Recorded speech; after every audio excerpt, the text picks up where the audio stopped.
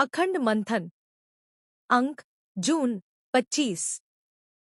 अमृत सागर। शीश झुके, शिष्य हो जाए। शिष्य हो जाए, सब पा जाए। अखंड मंथन में आपका स्वागत है। यह एक ऐसा स्थान है जहां हम गुरुजी की दिव्य कृपा और हमारे दैनिक जीवन में उनके द्वारा प्रदान की गई सद्बुद्धि पर विचार करते हैं। प्रत्येक संस्करण हमारे जीवन की कठिनाइयों और सफलताओं में मार्गदर्शक है और गुरुजी की निरंतर उपस्थिति की याद दिलाता है। आइए हम गुरुजी के सत्य, प्रेम और सेवा के संदेशों को अपनाएं और उनकी गहरी शिक्षाओं के सार को कार्यान्वित करें। यह संदेश पत्र हमें अपने दिलों में उनके मंत्रों को जीवित रखने और उनकी दिव्यता पर भरोसा करने के लिए प्रेरित करता है। दर्शन करते करते दर्शन हो गए मेरे। जीवन में बहुत कुछ पढ़ा, सुना और जाना, पर जब गुरु मिले तब जाना कि ज्ञान शब्दों में नहीं, अनुभूति में होता है। दर्शन करते करते दर्शन हो गए मेरे, यह कोई साधारण पंक्ति नहीं, बल्कि एक साधक की उस अवस्था का वर्णन है जहां वह गुरु के दर्शन करते करते स्वयं ही एक अनुभव बन जाता है। गुरु को देखने की बात केवल आंखों तक सीमित नहीं होती। साधक जब गुरु के सानिध्य में आता है तो उसके जीवन की दिशा ही बदल जाती है। गुरु की हर दृष्टि, हर वाणी, हर मौन साधक के भीतर कुछ न कुछ जगाता है। वह केवल गुरु को देखता नहीं, बल्कि उनके भावों में, चाल में, व्यवहार में, मौन में और कृपा में डूबने लगता है। साधना करते हुए जब एक साधक पूरी श्रद्धा से गुरु के चरणों में समय बिताता है, सेवा में, ध्यान में, स्वाध्याय में, तब एक दिन ऐसा आता है जब गुरु बाहर नहीं, भीतर प्रकट होने लगते हैं। पहले गुरु के दर्शन बाहर होते हैं, फिर वे भीतर अनुभव होते हैं। यही है दर्शन करते करते दर्शन हो जाना। इस अवस्था में साधक की पहचान गुरु में विलीन हो जाती है। वह अब अपने सुखद दुख, विचार, अहंकार से ऊपर उठ चुका होता है। अब वह गुरु की दृष्टि से संसार देखता है। वह जो भी करता है उसमें गुरु की झलक होती है। यह यात्रा सहज नहीं, पर जब सच्चे भाव और निष्ठा से की जाए तो कृपा अवश्य बरसती है। और जब गुरु की कृपा बरसती है तो साधक केवल एक भक्त नहीं, गुरु स्वरूप बन जाता है। यही इस पंक्ति का गहरा रहस्य है। गुरु के दर्शन करते हुए जब साधक पूरी तरह समर्पित हो जाए तो गुरु का तेज, गुरु की दृष्टि और गुरु का भाव उसके भीतर उतर जाता है। तब साधक को दर्शन आवश्यकता नहीं रहती, क्योंकि अब गुरु उसके हृदय में विराजमान होते हैं। यही है दर्शन करते करते दर्शन हो गए मेरे। समर्पण। मेरी समझ में समर्पण किया नहीं जा सकता, समर्पण घट सकता है। समर्पित होने की अवस्था आ सकती है जब हमें एहसास हो जाए कि मैं नहीं हूं। मेरे मैं का होना सबसे बड़ी समस्या है और दुखों का घर भी। जब मैं नहीं रहता तो आनंद ही बाकी बचता है।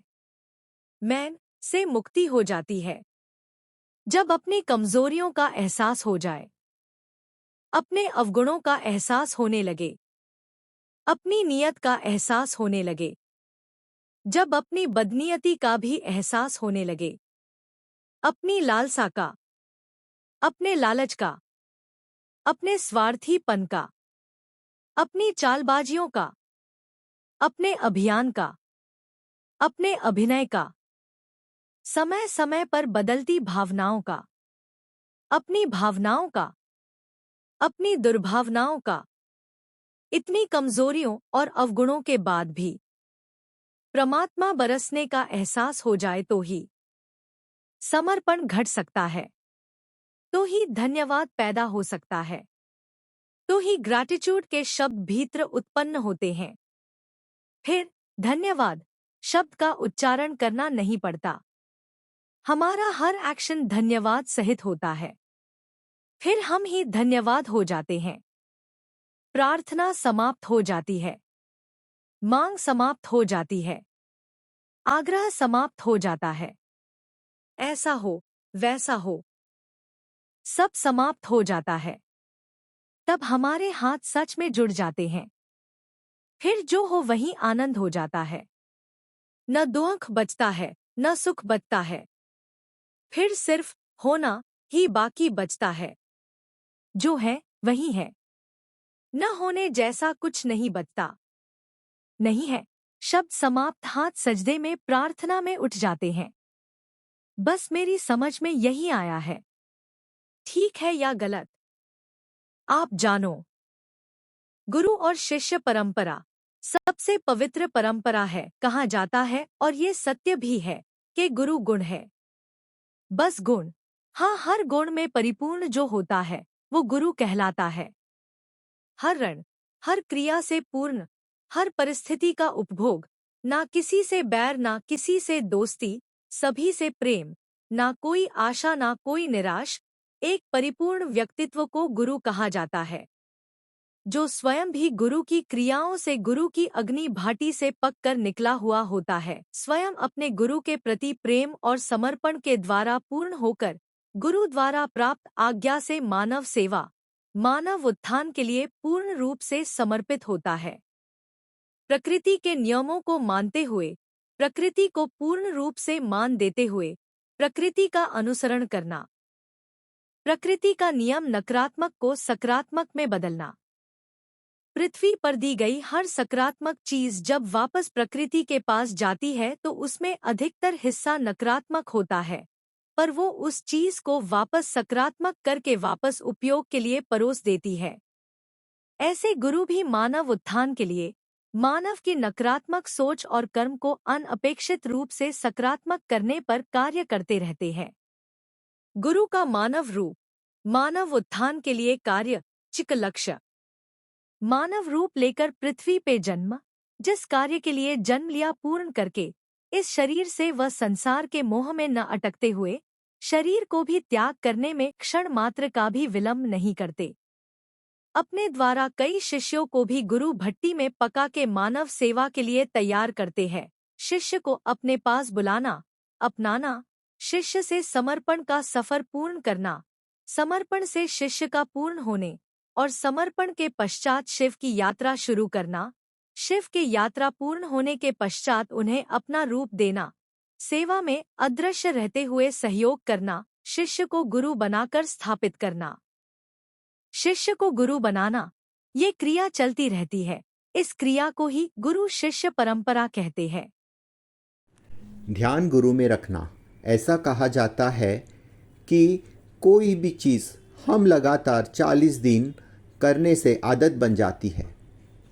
बुरी आदतें छोड़ना और नई का आविष्कार करना, इसीलिए चालीसा का शुभ अवसर परम पूज्य गुरुजी ने हमें प्राप्त करवाया है। ध्यान मूलम गुरुर्मूर्ति, मंत्र मूलम गुरुवाक्यम, पूजा मूलम गुरुपदम, मोक्ष मूलम गुरु कृपा। परम पूज्य गुरुजी कहते हैं पूरा आध्यात्म इसी 4 लाइन में समा है। पहले 2 लाइन शिष्य को करनी है और अंतिम 2 लाइन गुरुजी स्वयं करा लेते हैं। गुरु के चरण को सुवर्ण थाली में लेकर चरणों पर गंगा, जमुना, सरस्वती, गोदावरी, कावेरी, नर्मदा और कृष्णा, इन 7 नदियों के पवित्र जल से अभिषेक करना, पंचामृत का अभिषेक करना, चंदन लेपन, गंध, अक्षत, पुष्प, धूप, दीप और नैवेद्य अर्पण करके चरणों को प्रणाम करना। यही तक हमारी पूजा, गुरु पूजा सीमित है। यही हम कई जन्मों से करते आ रहे हैं। क्या यही गुरु पूजन परम पूज्य गुरुजी को हमसे अभिप्रेत है? पहली 2 लाइनें पूरी हुई तो शिष्य सद्बुद्धि, गुरु ध्यान से निरीक्षण, सुसंवाद और नैतिकता को अपने जीवन में उतार कर सही आचरण करता है। उसी आचरण से सेवा की खुशबू आने लगती है और वो संसार में पूजनीय बन जाता है। यही सही मायने में गुरु पूजा है। गुरुचरण से गुरुचरण तक यात्रा के महाशिवरात्रि तक के पहले पड़ाव में शिष्य का आचरण सत्य, प्रेम और सेवा भाव से परिपूर्ण होने से उसके सारे सवाल पूरे होते हैं और यही शिव तत्व की जागृति होती है और वो गुरु चरण में समर्पित होता है। जैसे कि परम पूज्य गुरुजी ने कहा कि अंतिम 2 लाइन गुरुजी स्वयं करा लेते हैं, इसमें उनकी मर्जी ही काम करती है। वो किसी को भी ओवरड्राफ्ट देकर पूजा करा ले सकते हैं और उसका सवाया भुगतान सेवा के माध्यम से बाद में करा लेते हैं। हमारी भूमिका सिर्फ उनकी मर्जी प्राप्त करने के लिए सुपात्र बनने की है, इसीलिए 2 लाइन परफेक्ट करना महत्वपूर्ण है। ध्यान गुरु में रखना यानी साक्षात गुरुजी मेरे साथ हैं, इसका एहसास करना। गुरुजी का नाम साथ रखना और साक्षात गुरु को अपने साथ रखना, इसमें बहुत फ़र्क है। हम गुरु के नाम का अक्सर हमारे निजी फ़ायदे के लिए इस्तेमाल करते हैं, तो पहली लाइन कहाँ पूरी हुई? जब गुरूर जाए तो ही गुरु आए। गुरु का सिर्फ नाम लेने से काम नहीं बनेगा। हमारे साथ साक्षात गुरु जी हैं, तो हमारा आचरण कैसा होना चाहिए यह महत्वपूर्ण है। हम सिर्फ सीसीटीवी के कैमरे में कैद हैं, ये पढ़कर सजग होते हैं, लेकिन बड़ा कैमरा उस मालिक को भूल जाते हैं। ये अंतर होता है गुरु की छवि में और साक्षात गुरु में। आप सीसीटीवी निगरानी में हैं, आप गुरु जी की निगरानी में हैं। ऐसे शिष्य के लक्षण: 1. सभी जीवों के प्रति द्वेष से रहित व्यवहार होता है। सुख और दुख में समभाव, हमेशा क्षमाशील और संतुष्ट होते हैं। 3. आत्मसंयमी, दृढ़ निश्चयी और मन और बुद्धि से गुरु के प्रति समर्पित होते हैं। 4. जो सुख दुख में सम रहते हैं और भय और चिंता से मुक्त होते हैं। 5. जो न तो सांसारिक सुखों में प्रसन्न होते हैं, ना ही सांसारिक दुखों में निराश होते हैं। 6. जो न तो किसी हानि पर शोक करते हैं। 7. जो मित्र और शत्रु में समान भाव रखते हैं। 8. जो स्तुति और निंदा को समान रूप से ग्रहण करते हैं। 9. जो मौन चिंतन में लीन रहते हैं। 10. जो कुछ भी प्राप्त हो जाए उससे संतुष्ट रहते हैं। गुरु चालीसा के इस अवसर पर शिष्य के गुणों का आचरण करके परम पूज्य गुरु जी के कृपा के सुपात्र बनने का प्रयास करते हैं। गुरु जी, आपकी इच्छा, आपका मार्ग और हमारी श्रद्धा। गुरु गोविंद दो खड़े, काके लागू पाँव, बलिहारी गुरु आपने गोविंद दियो बताए। परम पूज्य गुरु जी, आपके श्री चरणों में कोटि कोटि प्रणाम। गुरु जी, आप इस धरती पर हमारी आत्मा में ही छिपे परमात्मा का वह स्वरूप हैं जो हमसे ही हमारे वास्तविक स्वरूप, आत्मिक स्वरूप की पहचान करवाते हैं। आप इस धरती पर उस ईश्वर का वह साक्षात स्वरूप हैं जो स्वयं विष पीकर भी अपने बच्चों को अमृत बांटते हैं। माता पिता ने तो हमें जन्म दिया, लेकिन आपसे मिलकर इस मनुष्य जीवन में नया जन्म मिला है हमें। आप मिले जीवन में पाया परमात्मा, जन्मों से मैली अब धुल गई आत्मा। इस कृपा का आपकी सदा अब सदुपयोग हो, सेवक रहे बन के हम, अहम का ना रोग हो।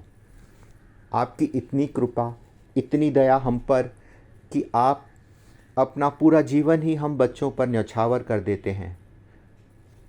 तो अब हमारा कर्तव्य क्या? हम पूरी श्रद्धा और विश्वास के साथ आपके दिखाए मार्ग पर चलें। आपकी हर सीख को अपने जीवन में उतार कर अपने जीवन को सार्थक बनाएं। गुरु जी, हमारी आपसे बस इतनी ही प्रार्थना कि हमारी आप में इतनी श्रद्धा, इतना विश्वास, इतनी मान्यता जाग जाए कि आप जो दिन को अगर रात कहें तो हमें रात ही नज़र आए। हमारा यह शीश पूर्णतया आपके ही श्री चरणों में झुक जाए, पूर्ण समर्पण का भाव जाग जाए हम में। आपकी नंदी बन जाए हम, सच्चे भक्त बन जाए हम। हमसे इतना समर्पण करवा लीजिए गुरु जी कि जाही विधि राखे गुरु, ताही विधि रहिए का भाव पूर्णतया जागृत हो जाए हम में। आप कांटों पर चलवाएं या अंगारों पर, सब स्वीकार हो। आपसे तो विष का प्याला भी मिले तो अमृत समझकर पी जाएं हम। कोई सवाल ना आए मन में, क्योंकि आपके द्वारा की गई हर क्रिया सिर्फ और सिर्फ हमारे भले के लिए होती है। बस इस संसार के माया जाल से निकलकर उस मायापति तक पहुंचने का सफ़र आपकी कृपा आशीर्वाद से पूर्ण कर पाएं हम। जब हमारा तर्क खत्म होता है तो गुरुजी का जादू शुरू होता है। एक आभारी शिष्य द्वारा साझा किया गया। मंथन सार 26 मई 2020। गुरु चालीसा। चालीसा साल में 2 बार मनाया जाता है। 40 दिन शिवरात्रि पर शिव चालीसा हमारा हाफ ईयरली एग्ज़ाम होता है। 40 दिन गुरु पूर्णिमा के अवसर पर गुरु चालीसा हमारा फाइनल एग्ज़ाम होता है। प्रश्न, क्या है चालीसा? उत्तर, चालीसा के सभी तत्व हमारे स्वयं के भीतर हैं। पंचमहाभूत अग्नि, जल, पृथ्वी, आकाश और वायु, इनको चलाने के लिए हमारे शरीर में 5 प्राण डाले गए। 5 प्राण: प्राण, अपान, व्यान, उदान, समान। 5 काम इंद्रियां: कान, नाक, नेत्र, जीवा और त्वचा। 5 ज्ञानेंद्रियां: सुनना, देखना, बोलना, सूंघना और महसूस करना। 5 तत्व: शब्द, रूप, कंपन, रस और गंध। अंतःकरण चतुष्टय: मन, बुद्धि, चित्त, अहंकार। षड्रिपु: काम, क्रोध, लोभ, मोह, मत्सर। 3 गुण: तमोगुण, रजोगुण, सतोगुण। एक हम स्वयं यानी भोगने वाला, और अंत में फाइनल शिव। यदि हम चालीसा के दौरान गुरु ध्यान में रहें तो हमारे यह 40 तत्व जागृत हो जाते हैं। ध्यान के लिए हम गुरु वंदना का अनुसरण करें। दिन की शुरुआत से ही हमारा ध्यान गुरु के साथ स्वयं पर भी रहे तो हम अपनी कमियों को जानकर उसका सुधार कर सकते हैं गुरु आशीर्वाद से। शिष्य सावधान, गुरु समाधान। शिष्य अगर जागरूक है तो गुरु उसकी हर परेशानी का समाधान करेगा। हर दिन हमें एक संकल्प करना है, आज दिन भर में मैं क्या अच्छा कार्य कर सकता हूँ, क्या कर सकती हूँ। उसी के अनुसार हमारा विचार बनेगा और हमारा आचरण स्वतः बढ़िया ही होगा। प्रार्थना, गुरु चरणों में सदा झुकूं, तेरे दर से ना कभी हटूं। मेरे सब जख्म भर दे, इतनी रहम कर दे। मरहम तू लगा के ऐसे कि मैं बलवान बनूं, बन के तेरा शिष्य लोगों की सेवा करूं। तमोगुण से पीछा छूटे, मद मोह का घड़ा फूटे। क्रोध अहंकार का दहन हो, तेरे चरण शरण हर मन हो। जल में जल जल सब जाए, फिर सब में बस तू ही समाए। तू ही सब में तो क्या रंग लाए, हर पल हर कल फिर झिल मिलाते। प्रसाद बने हर एक प्याला, खाके जो कि हर मन मुस्काए। भर के झोली प्रेम भाव से, सब पाए और सब फैलाए। मेरा कमज़ोर से कम जोर यानी कम प्रयास और अधिक सहजता में परिवर्तन की वजह मेरे प्रिय गुरुजी हैं। एक आभारी शिष्य द्वारा साझा किया गया। गुरु शिष्य प्रश्न उत्तर। प्रश्न 28, मुमुक्षु किसे कहते हैं? उत्तर, परिस्थिति कुछ कारण से अंतर्मात्मा को हिला देती है और अंदर स्थित ईश स्वरूप को जगाती है। उस समय उसे अपने पशुवत वर्तन का पछतावा होता है। फिर उसमें से ऊपर उठने की भावना पैदा होती है। इस अवस्था को मुमुक्षु अवस्था कहते हैं। प्रश्न 29, साधक किसे कहते हैं? उत्तर, किसी भी तत्व को साधने के लिए अर्थात प्राप्त करने के लिए किए जाने वाले प्रयास करने वाले को साधक कहते हैं। प्रश्न 30, क्या गृहस्थी का त्याग करने के बाद ही साधक बन सकते हैं? उत्तर, गृहस्थ जीवन के कर्तव्यों को निभाते हुए साधना ज़रूर कर सकते हैं। गुरु शरण जाने से ये कार्य आसान हो जाता है। प्रश्न 31, साधना सफल कैसे हो सकती है? उत्तर, गुरु कृपा द्वारा ही साधना सफल होती है।